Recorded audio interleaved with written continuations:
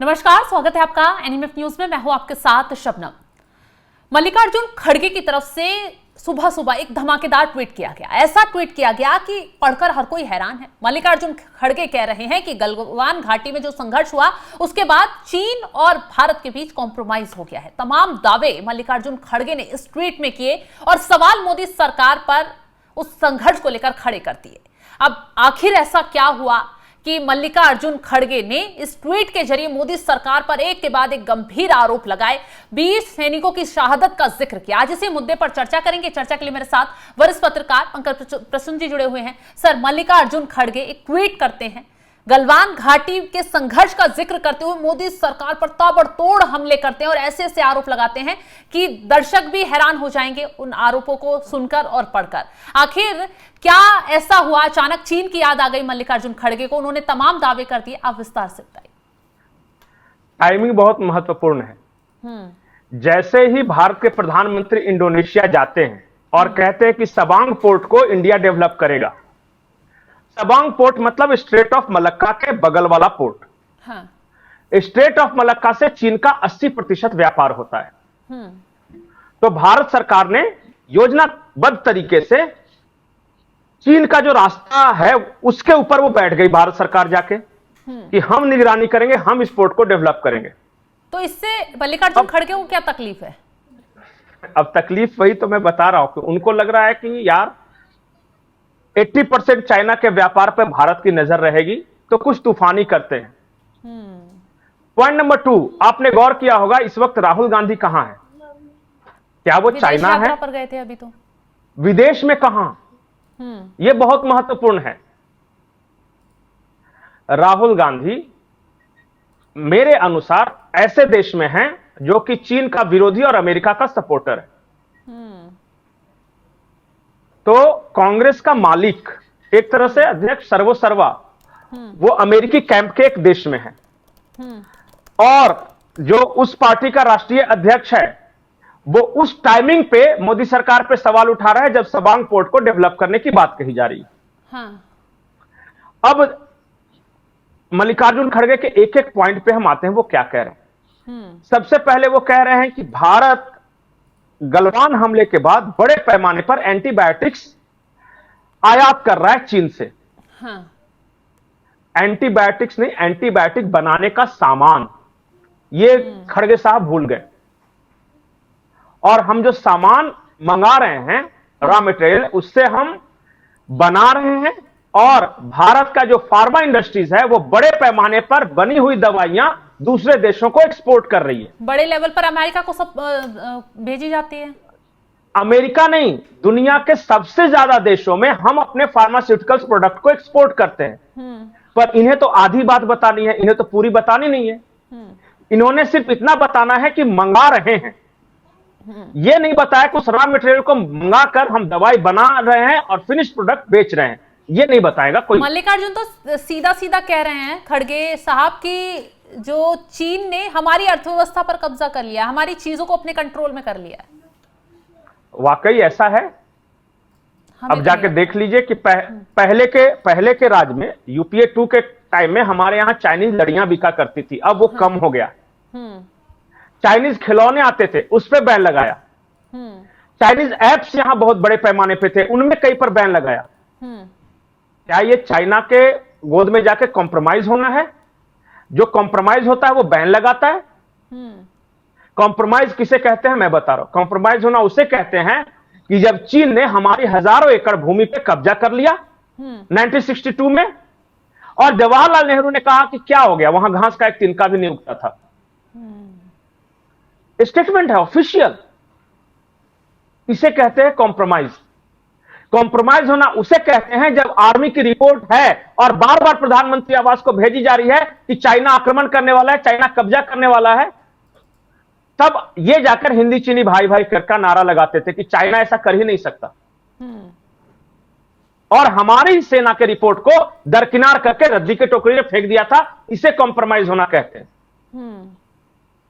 Compromise होना उसे कहते हैं कि जब हमारे सैनिक डोकलाम में चाइना के आमने सामने हैं, तब एक पार्टी का सबसे बड़ा नेता चाइनीज एम्बेसी में गुपचुप तरीके से जाता है और जब मीडिया पूछता है कि आप क्यों गए थे, तो वो कहते हैं मैं गया ही नहीं था। वो तो भला हो चाइनीज एम्बेसी का, जिसने तस्वीर जारी कर दिया कि आया था ये। कॉम्प्रोमाइज उसे कहते हैं कि जब गलवान में संघर्ष चल रहा हो तो राहुल गांधी काठमांडू में चीनी राजदूत के साथ मिलकर आ रहे हो, इसे कॉम्प्रोमाइज कहते हैं। कॉम्प्रोमाइज असली वो है कि चाइना को घेरने के लिए जब ग्रेट निकोबार प्रोजेक्ट बन रहा हो, तो टी शर्ट मैन वहां जाके कहता है कि पर्यावरण के बचाव के लिए हम इसको नहीं पूरा होने देंगे। यह कॉम्प्रोमाइज है। और अभी इनका दर्द इसलिए है क्योंकि भारत चीन को पोर्ट्स के जरिए घेर रहा है। पहले चाइना सिर्फ हमें घेर रहा था, स्ट्रिंग ऑफ पर्ल सिर्फ चाइना का था। अब हम सबोंग में भी बना रहे हैं, हम निकोबार आइलैंड में भी बना रहे हैं, हम सेशल्स में भी अभी गए थे। तो जब चाइना चारों तरफ से घेर रहा है ना, जब वो ग्वादर करता है तो हम चाबहार पे जाके समझौता करते हैं। तो इसलिए पीड़ा है कि अरे ये कैसे, तो वो कहेंगे कैसे कि चाइना मेरे अब्बू को परेशान मत करो, तो वो ये कहते हैं कि भाई बिक गया। अपने देश की तरक्की, अपने देश का फायदा इन्हें चीन की पड़ी है कि चीन का व्यापार ऐसे वैसे। आप अपने देश की सुरक्षा देखेंगे, अपने देश का व्यापार देखेंगे, या फिर चाइना के लिए गुणगान गाते रहेंगे? मैं तो साबित कर सकता हूं कि चाइना की तरफ से बैटिंग की जा रही है।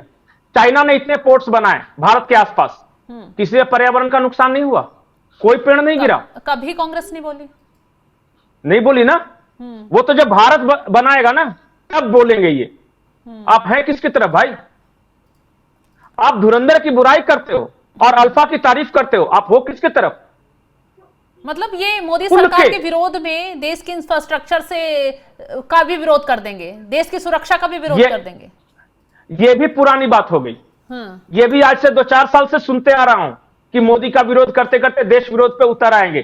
प्रूफ नहीं है, लेकिन अब सामने आप देखिए ना क्या चल रहा है। वो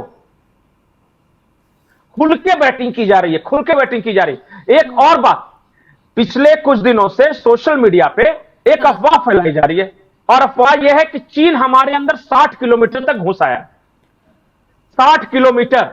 ये अभी की अफवाह नहीं है। राहुल गांधी और कांग्रेस से जुड़े कुछ लोग समय समय पर ये करते हैं कि चीन ने भारत की जमीन पर कब्जा कर लिया, चीन ने अतिक्रमण कर लिया, चीनी सैनिक आगे बढ़ गए। हालांकि सेना के जरिए प्रेस कॉन्फ्रेंस की जाती है, सबूत पेश किए जाते हैं कि भाई हम इतनी मुस्तैदी से वहां तैनात हैं, चीन ने एक कदम आगे नहीं बढ़ाया है। और कोई हिमाकत नहीं करेगा तो फिर हम उसे जवाब देने के लिए तैयार भी बैठे हैं, बावजूद उसके इस तरीके की अफवाहें। शबनम 60 किलोमीटर कितना होता है पता है? आर्मी वाले कल पहले तो प्रेस कॉन्फ्रेंस किया, तो इन लोगों ने कहा कि नहीं हम मानेंगे नहीं आर्मी का, आया है तो आया है।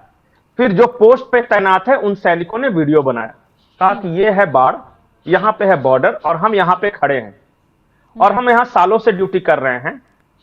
एक कदम तो आगे बढ़ा नहीं। 60 किलोमीटर, समझ रहे हैं 60 किलोमीटर कितना होता है? अगर चाइना पेनिट्रेट करना शुरू करे तो 60 किलोमीटर आधा अरुणाचल हो जाता है, या 60 किलोमीटर आधा से ज्यादा सिक्किम हो जाता है। मतलब इतनी दूरी पर वो कब्जा कर लेंगे और हमारी सेना कुछ नहीं करेगी। और किसी को पता है सरकार कुछ नहीं करेगी।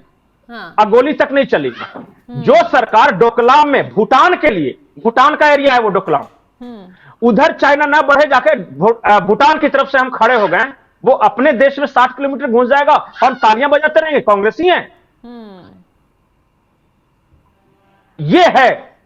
तो मैं इस देश के लोगों पे छोड़ देता हूं कि ये खड़गे क्या कह रहे हैं, क्या सुन रहे हैं आप उनका पूरा ट्वीट देखिए ना, हंसते हंसते पागल हो जाइएगा और साफ साफ पता चलेगा कि ये किसकी तरफ से बैटिंग कर रहे हैं। वो क्या बोल रहे हैं पता है?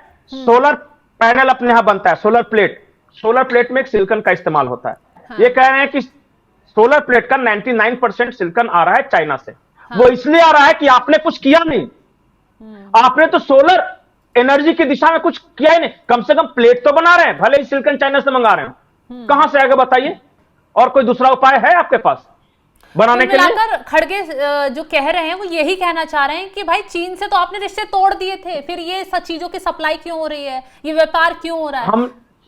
खड़गे का यही कहना है, रिश्ते नहीं तोड़े हैं, संबंध खत्म कर देना चाहिए। बिल्कुल ये तो ये चाहते हैं ना कि ये चाहते हैं कि भारत और चाइना में आपस में लड़ाई हो जाए और ट्रेड वगैरह सब बंद हो जाए, ताकि इनके कलेजे को ठंडक मिले, क्योंकि सोरोस अंकल का पैसा आ रहा है, वेस्ट से पैसा ले रहे हैं, इसलिए चाहते हैं कि भारत चाइना हमेशा लड़ते रहे। हमारे सीमा विवाद हैं, हम ये नहीं करें नहीं है, लेकिन चाइना के साथ व्यापार भी बढ़ रहा है, ये भी सच्चाई है। बिल्कुल। और नहीं लड़ेंगे दोनों। ये सब किसी तरह कंफ्यूजन पैदा करना चाहते हैं चलिए कि भारत को जहां से फायदा हो रहा है, ट्रेड बढ़ रहा है, उस देश के साथ किस तरह कटु संबंध कर दो और बाद में यही चिल्लाएंगे कि देखो मोदी सरकार फेल है। खैर चलिए, बहुत बहुत शुक्रिया पंकज जी तमाम जानकारी देने के लिए आपका। तो देखा आपने कि भारत और चीन के बीच व्यापार बढ़ रहा है, गलवान घाटी में जो संघर्ष हुआ उसको लेकर बातचीत भी लगातार चल रही है। चीन चाहता है भारत से रिश्ते नॉर्मल हो जाए, दोनों देशों की स्थिति नॉर्मल हो जाए, लेकिन कुछ ताकतें ऐसी हैं वो चाहती ही नहीं है शायद कि ये रिश्ते नॉर्मल हो जाए या फिर ये देश पटरी पर उतर आए। व्यापार हो रहा है, बढ़ रहा है, भारत आगे बढ़ रहा है, लेकिन कई लोगों को ये शायद चुप रहा है। अब देखिए मल्लिकार्जुन खड़गे जी, आखिरी पॉइंट, ट्रंप को सबसे ज्यादा तकलीफ क्या है? ट्रंप को तकलीफ है कि रशिया, चाइना, इंडिया, RIC ये कैसे जाके एक साथ मिल रहे हैं, कैसे ब्रिक्स ये लोग मजबूत कर रहे हैं। तो वो तो कुछ ना कुछ ऐसा करेगा ना कि इनके बीच आपस में संबंध खराब हो। रशिया चाइना का संबंध खराब कर नहीं सकता, रशिया इंडिया का कर नहीं सकता। तो उन्होंने कुछ प्यादे छोड़े हैं, किसी तरह उन्होंने किसी तरह अपने कुछ प्यादे छोड़े हैं ताकि इंडिया और चाइना का कम से कम ये तो डिस्टेंस पैदा हो जाए, ताकि वो तीनों मजबूती से अमेरिका के खिलाफ खड़े ना हो सके। और इसके बदले में भर भर के फंडिंग की जा रही है। चलिए, तो बहुत बहुत शुक्रिया पंकज जी, बिल्कुल सही कहा आपने। एक तरफ अमेरिका बैठा है जो लगातार चाहता है कि चीन, भारत और रूस के रिश्ते बेहतर हैं वो टूट जाएं, लेकिन दूसरी तरफ भारत में भी कुछ पार्टियां ऐसी बैठी हैं जो लगातार चीन और भारत के बीच नफरत की खाई को गहरा करती नजर आ रही है। अब मल्लिकार्जुन खड़गे का ट्वीट ही देख लीजिए, वो लगातार गलवान घाटी में हुए संघर्ष को भुनाने में लगे रहते हैं और किस तरीके से अब उन्होंने लंबा चौड़ा पोस्ट कर ये बता दिया कि चीन और भारत के बीच में देखिए कितना व्यापार हो रहा है। अब वो व्यापार हो रहा है तो उसके लिए रास्ते बनाए गए हैं, उसके लिए कोशिशें की गई हैं, तभी ये व्यापार आगे बढ़ा है। खैर, बहुत बहुत शुक्रिया तमाम जानकारी देने के लिए। तो इस खबर को लेकर आप क्या कुछ राय रखते हैं, कमेंट बॉक्स में जरूर बताइएगा और तमाम बड़ी खबरों की अपडेट के लिए आप हमारे साथ जुड़े रहें। नमस्कार।